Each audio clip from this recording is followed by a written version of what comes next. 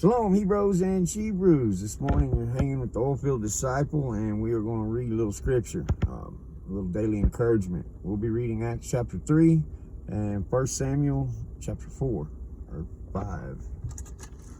4? Chapter 5, 1 Samuel chapter 5. Alright, so in lieu of keeping these videos around 20 minutes, let's get started with this. Let me put the camera in. Got this old abandoned ranch house with a windmill. If you don't want to follow along in your Bibles, you just want to listen. Acts chapter 3, Peter is beginning his ministry. I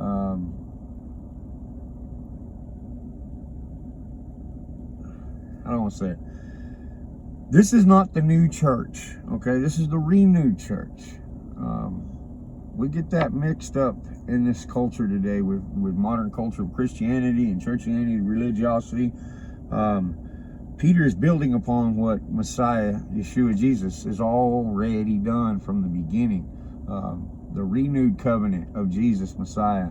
It's a renewed covenant. It stacks upon the already existing covenants.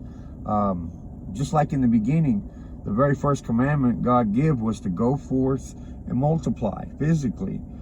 And then he gives another covenant, but that doesn't erase go forth and multiply. None of the covenants that is added to make a complete covenant from our Father erases any of the other covenants. It just expounds upon and it stacks on and builds to make a completeness. That's why Jesus says that I come not to destroy the law and the prophets, but to fulfill. Okay? Not one jot, not one tittle of the law shall pass away before all things become, or not one jot, not one tittle of the law shall pass away from the law until earth and heaven be renewed, till all things are restored. We haven't been renewed, we haven't been restored as far as heaven and earth go, so not one jot, not one tittle of the law has passed away. So let's look at the renewed church being established here after Messiah has went to be at the right hand of the Father. Part of the fulfillment and the completion of Yahweh's plan. 3:1. And Kepha and Yohanan, this is Acts chapter 3 verse 1. And Kepha and Yohanan is Peter and John. And Kepha and Yohanan were going up to the set apart place at the hour of prayer, the 9th hour, which is about 3 o'clock. Now yesterday when Peter was saying we're not drunk, it's only the 3rd hour, I said it was 8 o'clock. It would actually be about 9 o'clock. I'd done the math wrong in my head. So I wanted to make that clarification and correct that from yesterday's reading. The 3rd hour is 9 o'clock. The 9th hour is 3 o'clock in the afternoon, 3 p.m. Verse 2. And a certain man lame from his birth was carried, whom they laid daily at the gate of the set apart place, which is called Joppa, to ask alms from those entering into the set apart place. Joppa is lovely or beautiful, and we're going to see that again here shortly. It'll be called the Lovely Gate. Now they set this beggar at the gate of going into the temple because that's where he's more likely to be given provisions, money or food or water or whatever the case, whatever those who are entering into the temple, their heartstrings are being pulled on, you know, and that's what our modern cultural Christianity pastors do today on TBN is they pull at your heartstrings. They'll deliver a message that makes you feel all warm and fuzzy inside, and then they hit you with the down low with what they're really after, and that's your money. They don't really care. They have no concern about your soul. It's like I was talking yesterday about evangelists. Just because you go up before the congregation and you say this little BS prayer that's not found nowhere in Scripture, nowhere in the Word, anywhere, they put a little mark on their chalkboard of this is how many souls we saved. It's utterly ridiculous. Anyway, read on. Verse 3, and who seeing Kepha and Johanan about to go into the set apart place, asked for alms. And Kepha and Johanan, looking steadfastly at him, said, Look at us. And he gave heed to them, expecting to receive from them. But Kepha said, I do not have silver nor gold, but what I do possess, this I shall give you. In the name of Yeshua Messiah of Nazareth, rise and walk. And taking him by the right hand, he lifted him up, and immediately his feet and ankle bones were made firm. Immediately. When the Father gives us the anointing to heal someone, that's an immediate healing. It's not, we'll see if this be the Father's will, and yada, yada, yada, and 6 months from now, come back and talk to us. If the Lord heals us, you're healed. If not, you're not. Verse 8, and leaping up, he stood and walked and went in with them to the set-apart place, walking and leaping and praising Elohim. Heck yeah. I mean, a true deliverance you're going to be excited about. And all the people saw him walking and praising Elohim, and they recognized him, that it was he who sat begging for alms at Yapa, or the lovely gate, of the set-apart place, and they were filled with wonder and amazement at what befell him. And as the lame man who was healed was clinging to Kepha and Johanan, all the people ran together to them in the porch which is called Solomon's, and they were greatly amazed. And seeing it, Kepha responded to the people, Men of Israel, why do you marvel at this? Or why look so intently at us, as though by our power, our own power and reverence, we have made him walk? No, the Elohim of Abraham, of Isaac, and Yaakov, the Elohim of our fathers, honor and glorified his servant Yeshua, whom you delivered up and denied in the presence of Pilate when he had decided to release him. You denied the set apart and righteous one, and asked that a man, a murderer, be granted to you. That would be Barabbas, when they were calling for Barabbas. But you killed the Prince of Life, whom Elohim raised from the dead, of which we are witnesses. That's key there. By 2 or more witnesses, let a thing be established.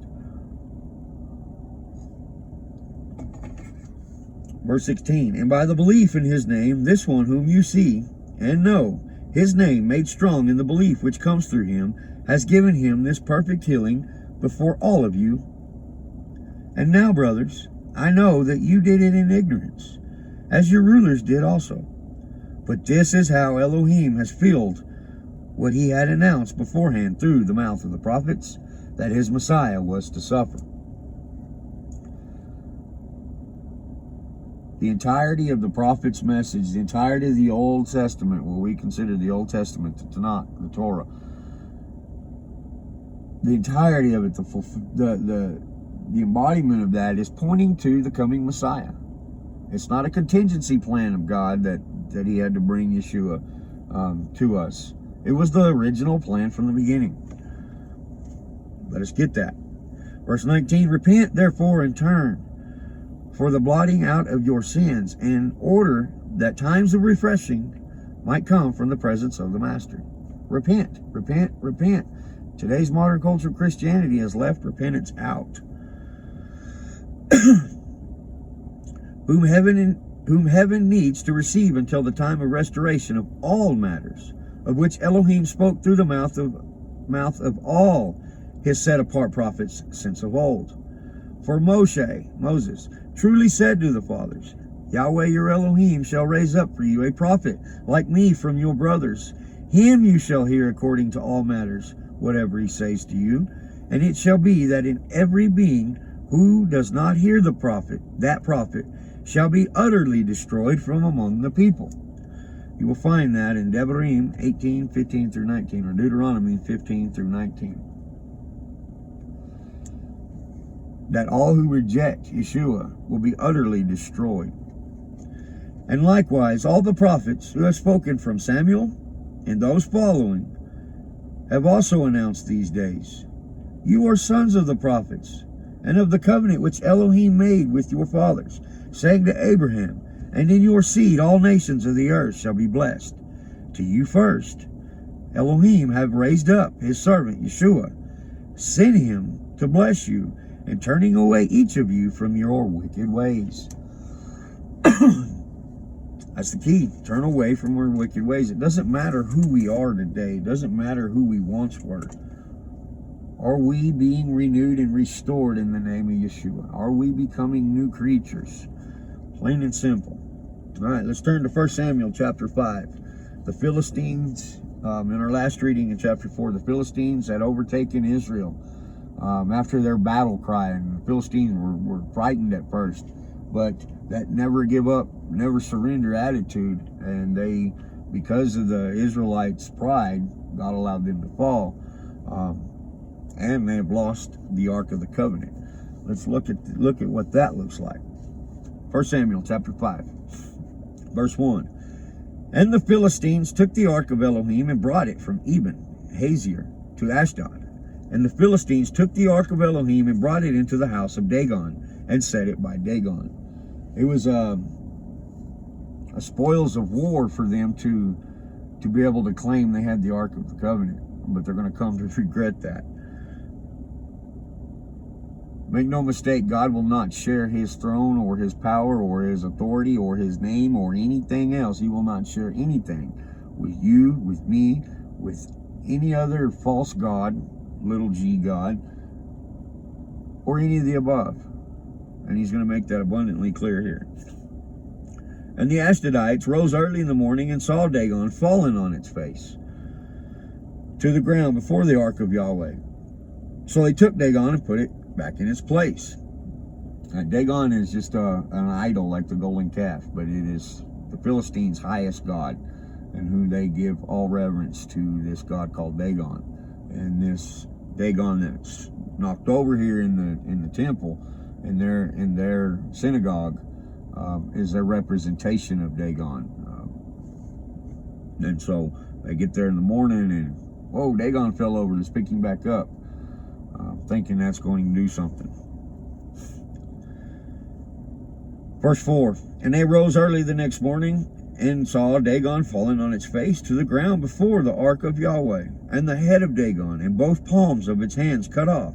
On the threshold, only Dagon itself was left of it. Only the torso was left. His head's gone. His hands are gone. A representation of all will bow before God, first of all. And second of all, the thought of Dagon and the works of Dagon needs to be erased from your psyche, from your remembrance, and worship only Yahweh Elohim. But they do not take heed or warning to this.